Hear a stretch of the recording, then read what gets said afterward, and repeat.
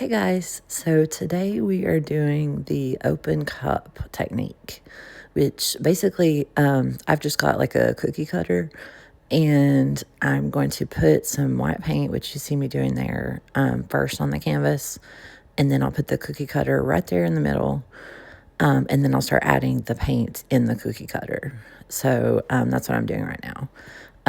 So as far as the colors, I've got that metallic gold there that you see, and then I've got the turquoise, and then a red violet, and then a vermilion. So I'm gonna see how those turn out.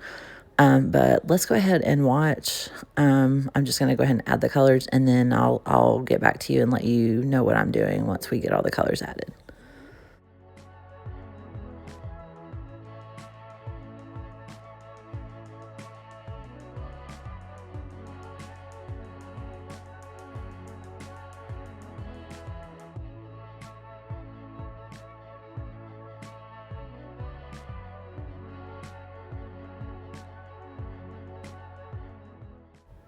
All right, so I've got the first set of colors added there.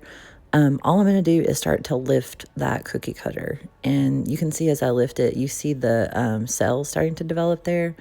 Um, and that is dependent upon your paint density.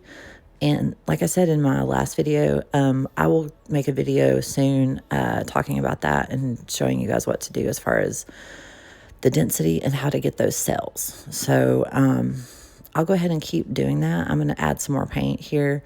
And just as you keep lifting it, you can just keep adding more paint. This is a slightly bigger canvas. This one, I think it is like a 10 by 10. Or yeah, I think this is a 10 by 10.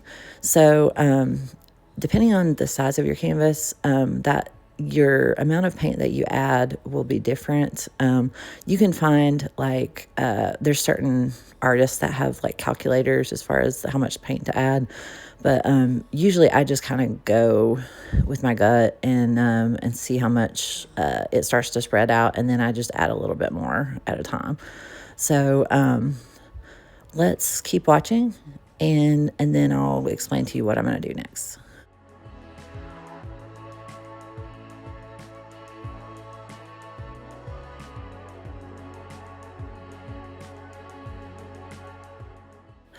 All right, so I've got most of the paint I'm going to put in the cookie cutter already in there. So now I'm just starting to torch around the paint, because that starts to help the cells develop more. And you can see when I did that, some more of the little air bubbles kind of pop too.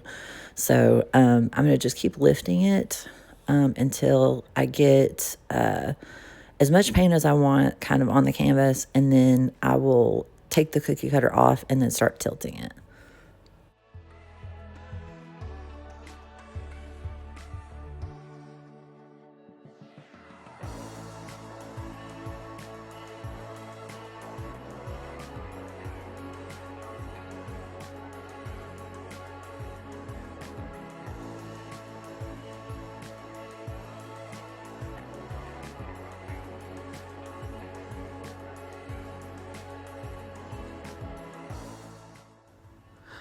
So I don't know what I'm doing with my hands here, but I think my mother-in-law was in the room with me, so I was talking to her maybe. So, but anyway, so I'm just adding the last bit of paint, and once I do that, I'm going to lift it a few more times and then take it off of there.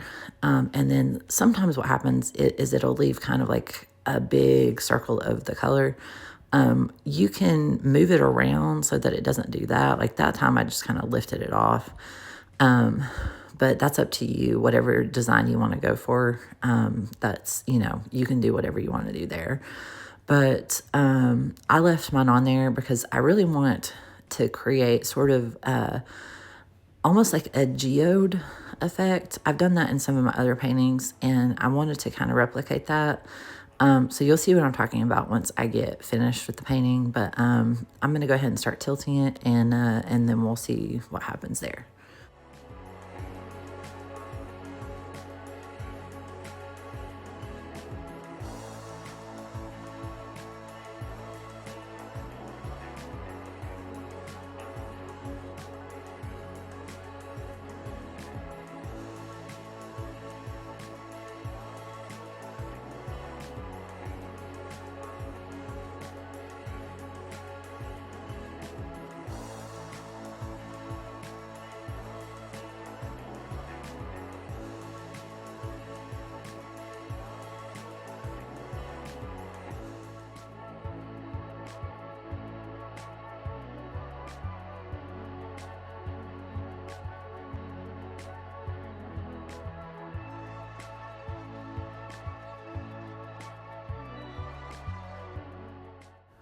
All right, so there we go. That was what I was going for. I'm going to go ahead and torch it a little bit more just to get any air bubbles popped and see if any more cells want to come out.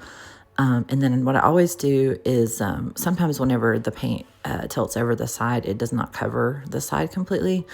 So I will take a palette knife and then go over and just kind of collect some of the paint that has spilled over onto the my little puppy pad thing there, and then put it back on the side and kind of try to drip it so it has the same sort of effect.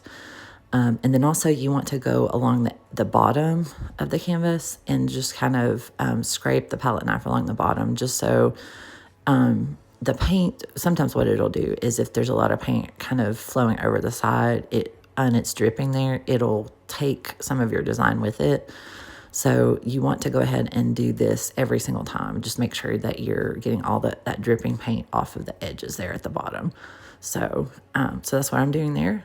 And like I said, I'm coming up with some more videos soon where I'll talk about the cells and how to get those cells to develop. And I really hope you guys enjoyed this. This is the final painting when it's still wet. I'll do another maybe video with all my paints and show you how to varnish them once they're dry. But this is it. And I really hope you guys will like this video and subscribe if you enjoyed this. That really helps me a lot, so I would appreciate that. And I'll see you guys next time.